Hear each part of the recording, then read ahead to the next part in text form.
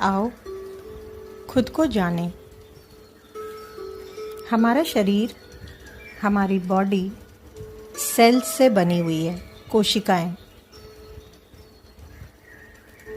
इसके अंदर जो डीएनए, इलेक्ट्रॉन, प्रोटॉन, न्यूट्रॉन है, वो सारे सेल्स जिससे हमारी बॉडी बनी है वो एनर्जी पे काम करते हैं। एनर्जी जिसे हम मेटाबॉलिज्म कहते हैं, प्राण ऊर्जा कहते हैं, वाइब्रेशन कहते हैं या आत्मा कहते हैं।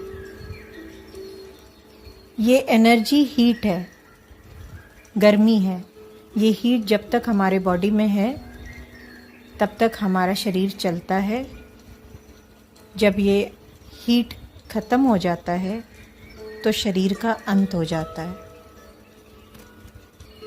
हमारे पास 7 तरीके के शरीर हैं, या इसे ऐसे कहें, हमारे बॉडी के 7 लेयर्स हैं, जिसमें से हम सिर्फ एक लेयर को देख पाते हैं और वो है हमारा फिज़िकल बॉडी। हमारे बॉडी के 6 इंच दूर तक एक मैग्नेटिक फील्ड जो दूसरी लेयर काम करती है उसको ऑरा कहते हैं। ये ऑरा पूरी तरह से हमारे थॉट से बनता है, हमारी सोच से बनता है। हमारा ऑरा पतला या मोटा, स्ट्रॉन्ग या वीक हमारी सोच से होता है। यानी ऑरा वो मैग्नेटिक फील्ड है जो हमारे शरीर के 6 इंच दूर तक एक कवर की तरह चारों तरफ से बॉर्डर किए हुए हमारे शरीर पे काम करता है। हमारी सोच 99% हमारे सबकॉन्शियस माइंड से गाइड होती है।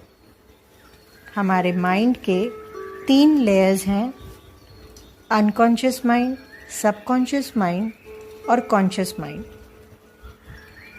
कॉन्शियस माइंड वो माइंड का पार्ट है जहाँ हम सचेत होकर समाज के हिसाब से, रूल्स रेगुलेशन के हिसाब से अच्छा और बुरा सोचकर उस हिसाब से सोचते हैं और एक्ट करते हैं। वो हमारा सबकॉन्शियस माइंड है। यानी वो माइंड जो हमें सोसाइटी के रूल के आधार पर मिला है या हमें बाद में मिला है, हमारे जन्म के बाद मिला है। सबकॉन्शियस माइंड हमारे इस कॉन्शियस माइंड से 50 गुना ज़्यादा शक्तिशाली है। सबकॉन्शियस माइंड का वो पार्ट है जो हमें हमारे जन्म से पहले से मिला हुआ है, जो सुप्तावस्था में है।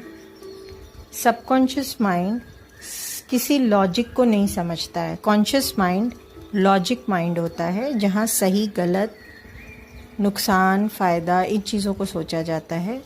पर सबकॉन्शियस माइंड किसी भी लॉजिक को नहीं समझ के सिर्फ़ और सिर्फ इमेजेस को समझता है।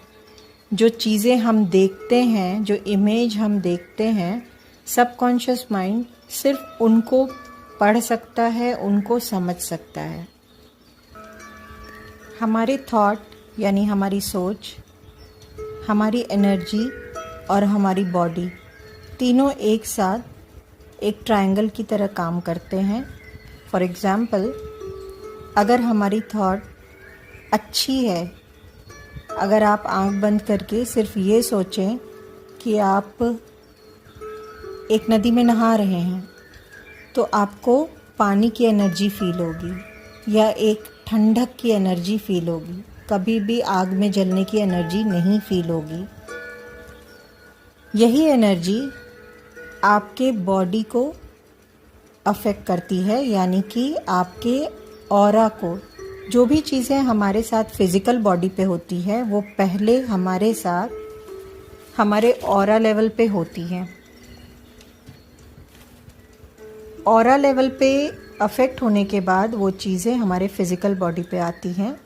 कोई भी डिज़ीज़ हो, कोई ब्लॉकेज हो, किसी भी तरह की कोई ग्रह का दोष हो, जितनी भी चीज़ें हैं, जितने अच्छे या बुरे एस्पेक्ट्स आते हैं जो हम फेस करते हैं, सभी पहले हमारे ऑरा पे आते हैं, उसके बाद हमारी फिज़िकल बॉडी में आते हैं।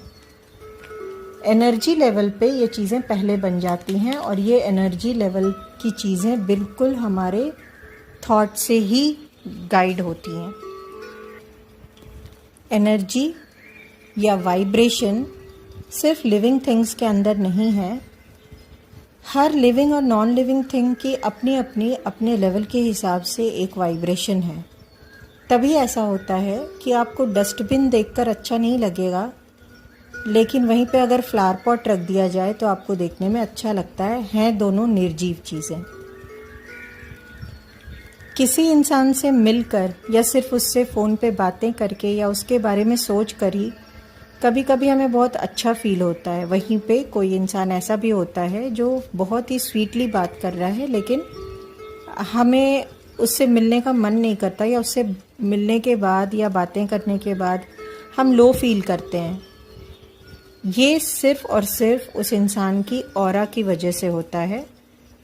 उसका ऑरा और आपका ऑरा जब मैच नहीं करता, मैं एक बार फिर बताऊंगी, ऑरा मतलब बॉडी के चारों तरफ काम करने वाला 6 इंच का एक मैग्नेटिक लेयर। जब हमारा ऑरा किसी चीज़ से मैच नहीं करता है तो वो चीज़ हमें डिस्टर्ब करती है या पसंद नहीं आती है, क्योंकि हमारा सबकॉन्शियस माइंड हमारे कॉन्शियस माइंड से 50 गुना ज़्यादा पावरफुल है।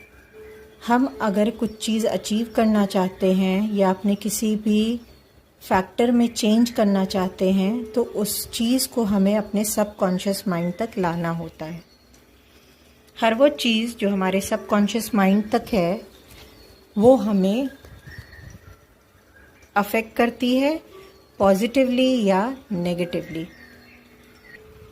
हमारी अभी प्रेजेंट की पर्सनालिटी सिर्फ हमारी खुद की आइडेंटिटी नहीं है, ये हमने अपने माँ बाप के डीएनए से बन के लिया है।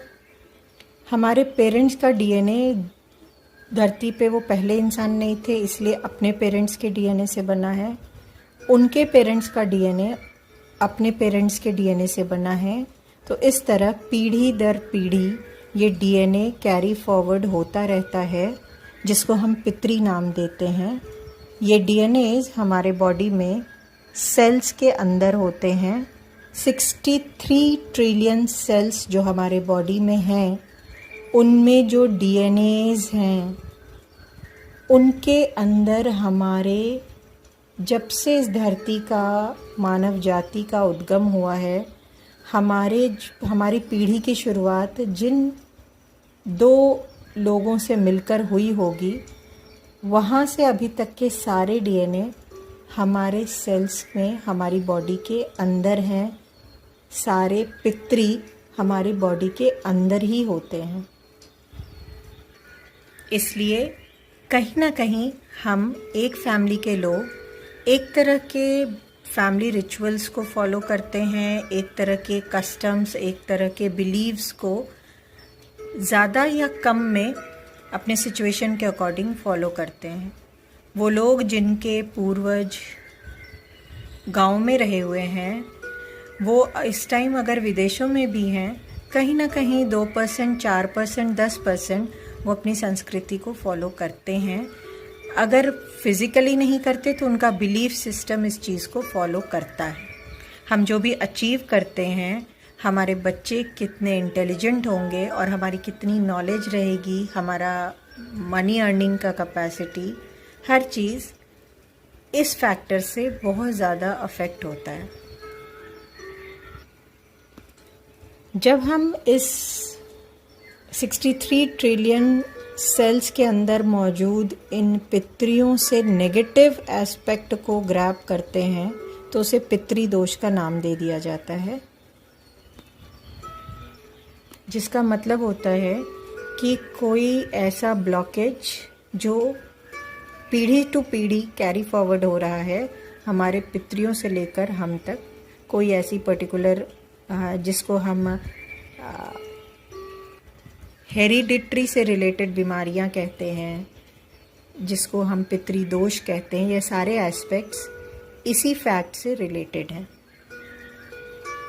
जब मैं एनर्जी की बात करती हूँ, ये एनर्जी, इसका फ़्लो बहुत इम्पॉर्टेंट है। शरीर में एनर्जी का फ़्लो रुकने से हर तरह की बीमारियां होती हैं और हमारे फिनेंशियल, रिलेशनशिप, हर एस्पेक्ट से रिलेटेड प्रॉब्लम्स होते हैं।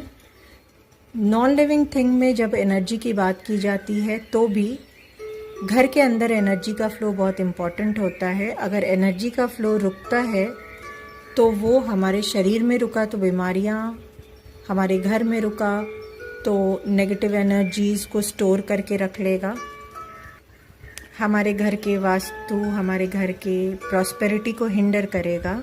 तो एनर्जी का फ्लो बहुत इम्पॉर्टेंट है हमारे वेलबींग के लिए।